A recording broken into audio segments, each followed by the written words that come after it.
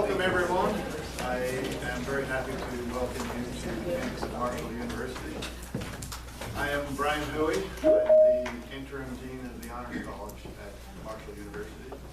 And on behalf of the Honors College, I am indeed very, very happy and proud to welcome you here and to welcome in particular the graduates of the Honors Program at Huntington High.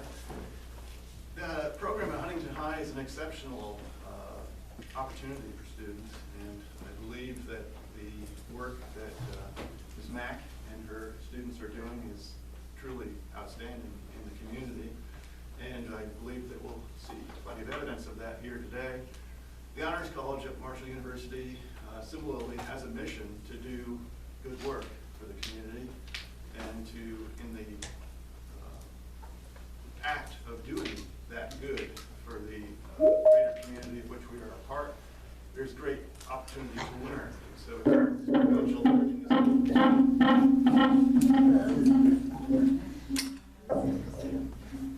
for those folks who are joining us online, would you please mute your microphones? You can also mute all of them. Yeah, we could. Yeah, I was trying to figure that out. But.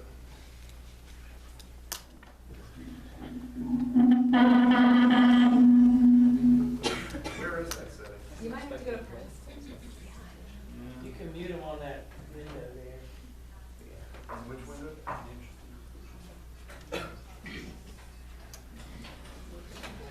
Is it Like overcast. and then mute all, yeah, right at the top there. Yes. All right. At any rate, we, as I say, we're really happy to have you all here. There's quite a lot to see and experience today, so I won't say too much more, other than if there are any students who are attending Marshall who are graduating Huntington High or anywhere else for that matter, and you've not looked into the Honors College, we can still admit you if you're in an honors program here at Huntington High, and it makes a lot of sense that if you're coming to Marshall to be continuing an honors education. I know you understand it, I know you believe in it. You've seen it through to today, so that's evidence enough for us to admit you to the college. So if you haven't looked at what we have available to you here in the Honors College at Marshall University, please do have a look at that and let us know if we can work with you to get you admitted and to open a world of opportunity for you here on the campus of Marshall University. All right, Matt, take it away. Thank you so much to Dr. Hoey for hosting us today. We truly appreciate it. Welcome parents, mentors, family, friends. Welcome to teachers and administrators, honors program alumni. I haven't had a chance to say hello to all of you, and I'm so honored that you're back. Adjudicators, thank you so much for being here, and all of our guests. I also want to welcome the honors program family. We only allowed the juniors to come in person today because we knew it was going to be a smaller venue and there were still rules in place. And we want to recognize all of those who are joining us virtually today. So thank you for being here. Look at what you might get to do one day. I would also just express my pride and honor in presenting Huntington High School's distinguished honors scholars, the class of 2022 honors program completers. It is a unique class, I think. This class of 2022 has carried quite a load the past 4 years. Their journey has been fraught with frustration, disappointment, and obstacle after obstacle. These students have zigged and zagged and then zigged again. Some, just fresh to high school, I recall, walked with their teachers during the strike. Some honked as they missed practices and games, meets, and instruction. I remember we said goodbye to them one Friday the 13th in March, and some of them we never saw again, except perhaps in the tiny squares of Zoom and Teams. These same sons and daughters missed the junior prom. They missed football games. Many disappeared into the virtual world that year, a lonely place to learn at best. When they sort of came back the next year, they carried their too heavy backpacks and book bags. They carried MacBooks that only sometimes worked. They carried uncertainty and fear. They carried extra face masks and packets of work in case we turned red. We navigated a seemingly random and hostile world, but through it all we had honors program every Wednesday. Sometimes it was face-to-face, sometimes on the screen. We read books. Pausch reminded us that obstacles are there for a reason. Vonnegut reminded us that the universe may indeed be random and hostile, but that it's okay. Malcolm Gladwell dispelled the myths of luck and talent. Jonathan Livingston Seagull inspired us to crash through our limits. You all read those books, I hope. We've given of ourselves in the community through service, job shadowing. We racked our brains for project ideas. We wrote papers. We called, emailed, texted, visited again. We wrote, outlined, researched, and then wrote again. Through it all, we've stayed busy, and I think these seniors would attest to that, if nothing else. And now we have arrived, whatever that means. We've come to one signpost along the way, I guess, one moment in time. But the road keeps on going, and so will they. It's what they've done the past 4 years. It's what we all must choose to do. We persevere. The arriving is secondary, really. It's always the journey. Tennyson claims, we just read this in Latin the other day, those of you who were there, that we all have heroic hearts, perhaps made weak by time and fate, but strong in will to survive, to strive, to seek, to find, and not to yield. It really isn't about coming here to this moment. It's about how we got here. Not just honors program, but all facets of life and success. It's about showing up, making our best effort, taking a chance, making the attempt, doing that which is in front of us to do, doing the right thing every day in spite of the cost.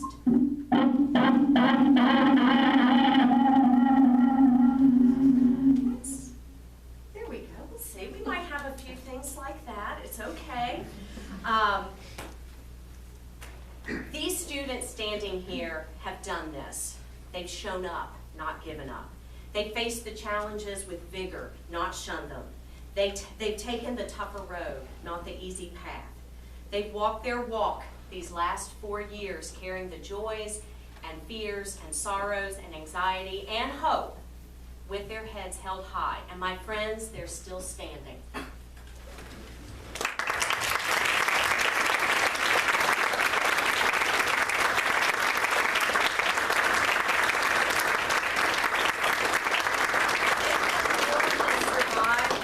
These honors program completers have made their corner and scrap of the world a little bit better. They're the clarion calling us all to do better, be better, and to keep on keeping on. You all can have a seat. We have 9 wonderful projects to go through today. It is, we're on the upswing. It has been a little bit thin the last few years with some of the struggles, but here we all are. And I want to give them all the time they deserve, although we are hurrying as fast as we can, since it could be 8 o'clock. Not really, not really. I'm going to introduce our first presenters. They can come up while I'm introducing and get themselves settled. Elli Berry is an honor roll student maintaining a 4.6 GPA. During her senior year at Huntington High, she served as vice president of Key Club, student body treasurer, a member of honors program and National Honor Society. Elli is also a 4-year varsity starter and team captain for Huntington High's volleyball team and a 2-year member of the track and field. Outside of school, Elli is a member of the Young Women's Group at her church and a part of travel volleyball. Post-graduation, Elli will continue her academic career at Marshall University, studying in the School of Business. She also plans to play collegiate volleyball. Caroline Faucette is a hard-working, well-rounded honor roll student. Along with her 4.6 GPA, she is a member of the honors program, Key Club, Mu Alpha Theta, and chamber choir. Outside of school, she spends her time taking Marshall classes, maintaining her GPA, working, volunteering, and going to the gym. In the fall, Caroline will be attending Campbell University in Bowie's Creek, North Carolina, to study kinesiology in the hopes of becoming a physician's assistant. Caroline and Ellie's passion project focuses on building beds for foster children through the Gemini Bed Project. Hello everyone. Thank you so much, Ms. Mack, for the amazing introduction, and thank you all for being here and supporting us in our presentation and all of our fellow honors program people. As you can see, our project is Cake Pops for a Cause, helping children one bed at a time. We did a bake sale for Valentine's Day, which funded us to be able to build beds with the Gemini Bed Project. So as you can tell, Caroline, and you'll shortly see me, have been baking ever since we were little. For both of us, it has always been a way to use our imagination and better use creativity. I think for me, it was a way to connect with my sister, and for both of us, it was a way to be with our families more. As Caroline and I became friends, we've always started baking together. Every time we hung out, every time we had a sleepover, we enjoyed baking together. So from our childhood to us becoming friends, we've always enjoyed baking, and it's something that's always been in our lives.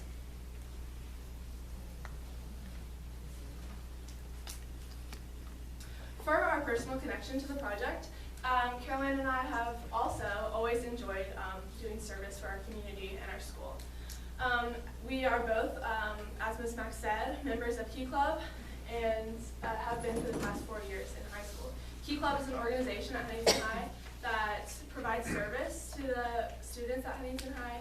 So we've done things from work at the Night to Shine event, packed food at the food bank, and packed school backpacks for kids in need in our area. On the personal side, Caroline and I have always done community service because our parents have instilled in us that it's something good to do for others that are less fortunate than you. Yes, just like Ellie said, our families are a big contributor to why we like to help others the way that we do. And for me, a personal connection to the project is my grandfather. He is one of the co-founders of the Gemini Bed Project. And so you'll find out later how we got kind of into the project, but we had a different project in mind, and then it fell through in January. So we had 5 months to get a whole project done, and luckily I had him as our mentor to help us through the project. There's a picture up there of me and him making one of the beds, and so it's really cool that I have him, and he was able to help Ellie and I. So, to talk a little bit about the Gemini Bed Project, like I said, my grandfather is a co-founder. You can see in the selfie of him and his fellow co-founder, Jim Jeffries. Jim came to my grandfather and he was like, I didn't even know that children didn't have beds whenever they went to foster families.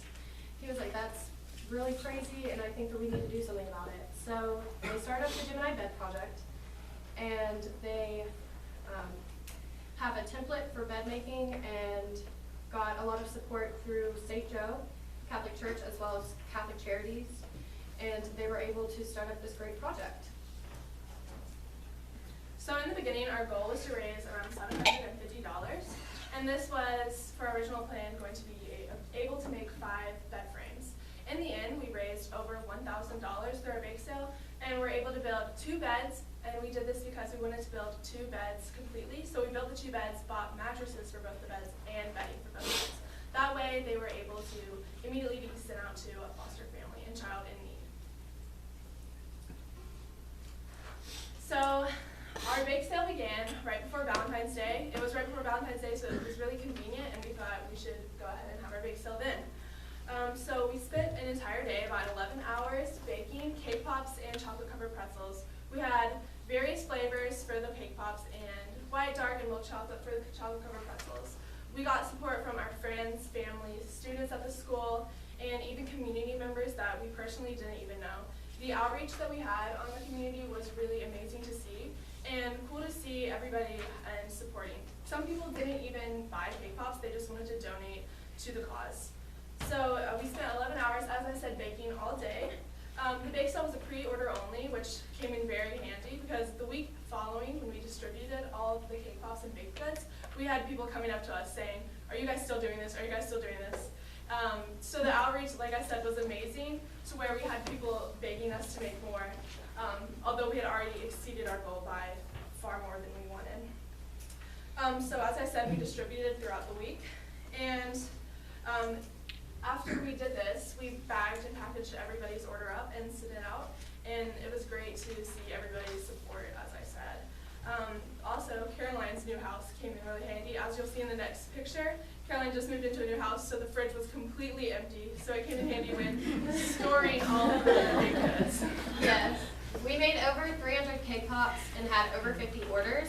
So as you can tell under the picture of the full fridge, that is our Microsoft Forms that we made. So we thought better than to just go out physically and have people sign. We actually use social media as our big contributor to outreach to people our age. We had our parents posted on Facebook, which that was great because a lot of people were supporting us through that. And then on the other picture, you can see our flyer that we used for social media to post on our stories and such like things like that. We had money through Venmo, Cash App, PayPal, cash, and checks. So we had a lot of streams of money given to us, and it was just great how the social media really helped us. I don't think that our project could have been as big as it was if we hadn't been able to do it online. So the bed making process. So after we raised all of our money, we were able to buy enough wood for 2 bed frames.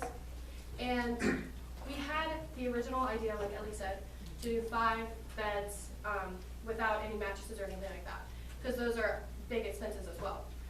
So then my grandfather came to me and was like, hey, we have a little bit of wood from a group of people who did not make the beds the right way. They just wasted so much wood. It would be great if we could use some of that. And so we bought the rest of the wood, and we ended up being able to make 2 beds with it. And they already had 2 mattresses there, and so we used our money for the wood and the bedding. And so it is around $200 to make a bed frame, around $100 per mattress, and then around $75 for bedding, which includes like a bed in a bag, which is 6 pieces of bedding, a mattress protector, and pillows. Here's pictures of us making the bed and a completed bed with one of the bedding that we used. Yes, we had help from our boyfriends. So thanks Chase and Caleb, that was nice. And my grandpa, he showed us the template, and they use the same template for all the beds because it helps transportation. We were not able to transport the beds to the houses because of privacy issues, but we know where the beds are going, and so that's really great to know that our hard work is going to help someone immediately after we did it. So my research aspect of my project was the benefits and disadvantages of the United States foster care system. Throughout my research, I focused on the questions: what is the foster care system? How does it work, and in what ways is it beneficial, and in what ways does it have disadvantages? And how does it work on a state and local scale? So to focus more on West Virginia has around 7,000 to 8,000 foster children. And within West Virginia, there are many foster care facilities and group homes, as well as foster care families. There's about 2,500 foster care families within West Virginia. And so obviously West Virginia has a strong need for, or has a lot of foster care children. And within West Virginia, as Caroline mentioned earlier, it's not required for a foster care family to have a physical bed in order to take in a foster child. So both me and Caroline both thought that this was a really good thing to bring to West Virginia and help the Gemini Bed Project by providing this money and these beds to children in need, because there is a need for it. So my side of the research was more psychological effects of the foster care system, as well as just, I focused more on the lifelong effects of trauma and neglect through the foster care system. And the statistic here talks about adverse childhood experiences, and adverse childhood experiences are traumatic events that occur before a child reaches the age of 18. And so a lot of these children that are coming into foster care homes or group homes and stuff like that have experienced at least one adverse childhood experience. And as you can tell from the statistic, 4+ adverse childhood experiences are the Navy, if you can't tell. And that is the percentages of like poor / like fair health, depression, difficulty making decisions,